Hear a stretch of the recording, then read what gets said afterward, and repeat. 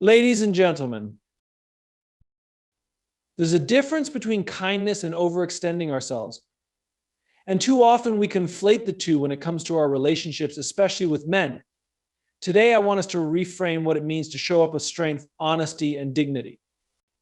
Because being nice at the cost of your soul is not bravery, it's self-betrayal. Let's start with a truth that may feel uncomfortable. Love cannot thrive where there are no boundaries. Boundaries are not about shutting people out. They are about inviting the right people and people who can honor your needs and respect your values. Boundaries are an act of courage because they say, I am worthy of protection. I am worthy of respect. But let's be honest, setting boundaries is hard. Many of us have been taught to associate boundaries with selfishness or rejection. Especially as women, we're often conditioned to believe that saying no is unkind, that holding someone accountable makes us difficult, or that asserting ourselves will make us unlikable. This conditioning runs deep, and it's why so many of us default to being nice. Here's the problem with that: being nice at the expense of your boundaries doesn't make you a good person. It makes you a person who is slowly eroding her sense of self. Each time you say yes when you want to say no, you chip away at your own dignity. Every time you ignore your discomfort to make someone else feel comfortable, you tell yourself that your feelings are less important than theirs. But boundaries, healthy, compassionate boundaries, are not acts of rejection. They are acts of love. Love for yourself and love for the relationship. Think of it this way: a boundary is like a fence. It doesn't block everything and everyone. It simply defines where your space begins and ends. It protects what's valuable inside your time, your energy, your emotions, your mental health. And when you set a boundary, you're not punishing anyone. You're simply teaching them how to treat you. Let me give you an example. Imagine you have a friend who constantly asks for favors, but never reciprocates. You start to feel drained and resentful, but you keep saying yes because you don't want to hurt their feelings. What happens? Resentment builds, the relationship becomes strained, and eventually you might snap, or worse, silently drift away. Now imagine a different approach. Instead of defaulting to nice, you choose honest communication. You say, I value our friendship, but I've noticed I'm often the one doing the favors, and it's starting to feel one-sided. I need us to find more balance. That's a boundary. It's not harsh. It's not mean. It's truthful. And if your friend values you, they will adjust. If they don't, well, then you've learned something valuable about the relationship. Here's another truth about boundaries: they reveal who truly respects and values you. People who genuinely care for you will honor your boundaries because they honor you. They won't push, manipulate, or guilt you into overextending yourself. On the other hand, people who resist your boundaries are showing you that they benefit from your lack of them. And that's a red flag you shouldn't ignore. So, how do we start setting boundaries? First, get clear on what you need. What are the things that matter most to you? Your time, your peace, your energy, your self-respect. Second, communicate your boundaries clearly and calmly. You don't need to justify or over-explain them. A simple, this is what works for me, is enough. Finally, enforce your boundaries. This is the hard part because it often requires us to stand firm in the face of discomfort or pushback. But remember, every time you uphold a boundary, you reinforce your self-worth. Boundaries are not about control, they are about connection. They allow you to show up in relationships authentically and without resentment. They create space for mutual respect, where both people can feel safe and valued. And let me tell you something profound: when you set boundaries, you're not just teaching others how to treat you, you're teaching yourself that you are worthy of being treated well. So stop being afraid of setting boundaries. Stop thinking of them as barriers and start seeing them as bridges. Because the truth is, boundaries are not just a form of love, they are the foundation of it. And without them, neither love nor respect can truly thrive.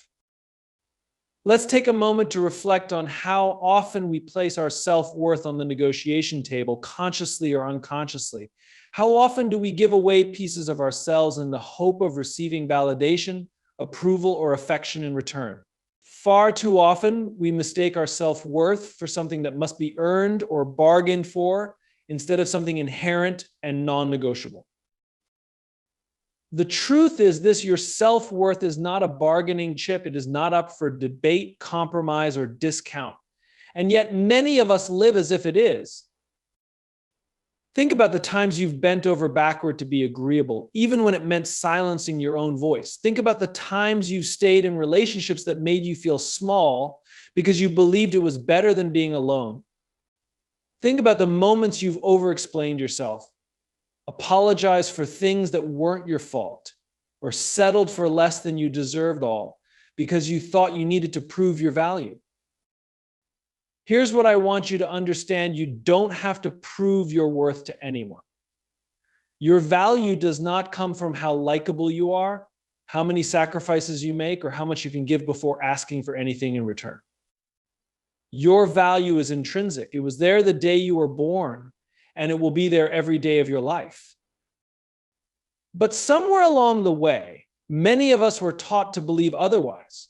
We've been conditioned by society, culture, and sometimes even the people closest to us to think that our worth is tied to how well we perform, how much we give, or how easily we fit into other people's expectations. Let me be clear: this belief is a lie.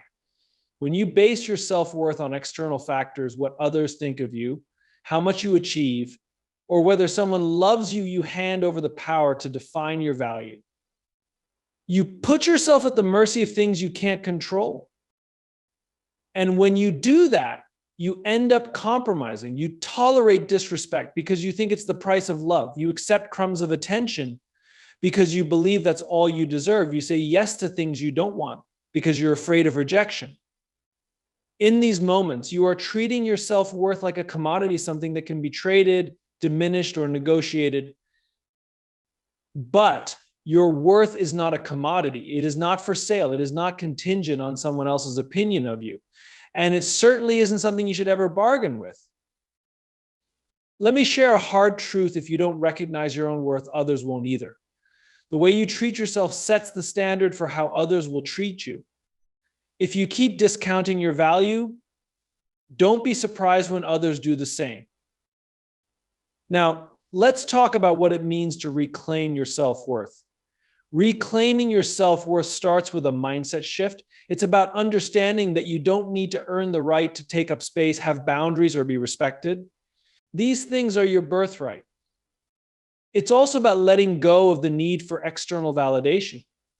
Yes, it feels good when others affirm us, but relying on that affirmation to feel valuable is a slippery slope. The moment you tie your worth to someone else's approval is the moment you give them power over your life. Reclaiming your self-worth also requires you to stop settling. Stop settling for relationships that don't nurture you. Stop settling for jobs that drain you. Stop settling for anything less than what aligns with your values and dreams. Settling is the ultimate form of self-betrayal, and it stems from the belief that you're not worthy of more. But you are worthy. You are worthy of love that doesn't require you to compromise your dignity. You are worthy of opportunities that align with your purpose. You are worthy of living a life that feels authentic and fulfilling. Here's the thing: when you truly embrace your self-worth, you stop fearing rejection, loss, or failure. Why? Because you know that none of these things diminish your value. Rejection doesn't mean you're not good enough. It just means that situation wasn't meant for you. Loss doesn't mean you're lacking. It just means there's space now for something better. And failure is not the opposite of worthiness. It's a stepping stone on the path to growth. Let me leave you with this: your self-worth is not something you need to bargain for. It's not a reward for being nice or agreeable or perfect. It's not something someone else can give you or take away. It's yours. Always has been, always will be. So stop bargaining with your worth. Stop discounting yourself to make others comfortable.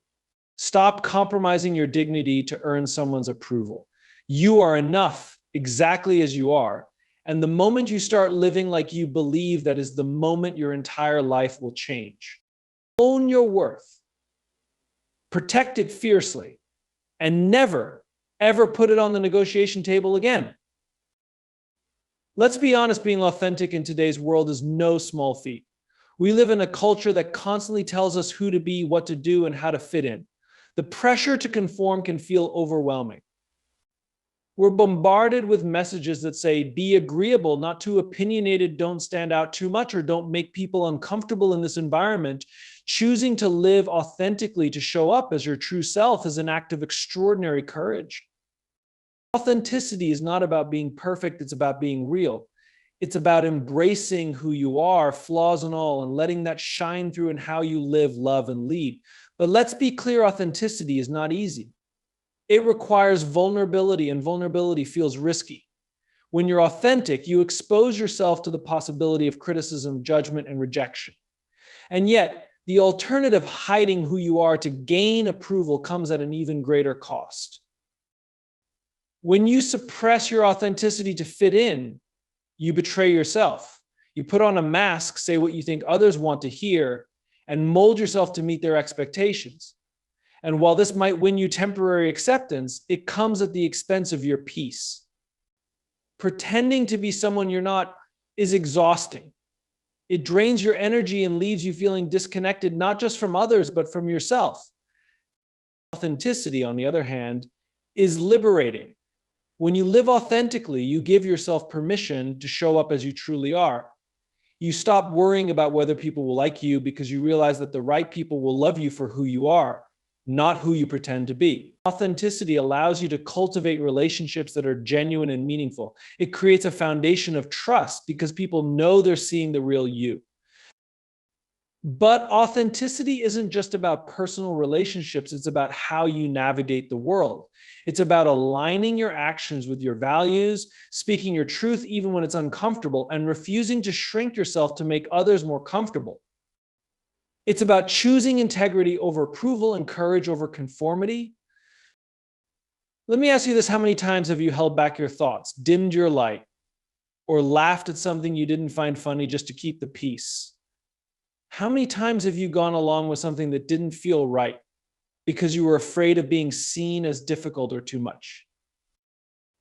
Now imagine the freedom of saying, this is who I am, and I'm okay if not everyone likes it. Imagine how much lighter you would feel if you didn't have to carry the weight of other people's expectations. That's what authenticity offers, is the freedom to live your life on your own terms. But let's also acknowledge the fear that comes with authenticity. What if people don't accept you? What if you lose relationships or opportunities? These fears are valid, but here's the truth: when you choose authenticity, you might lose some people and opportunities, but you'll gain so much more. You'll gain self-respect, inner peace, and the chance to build a life that feels true to who you are.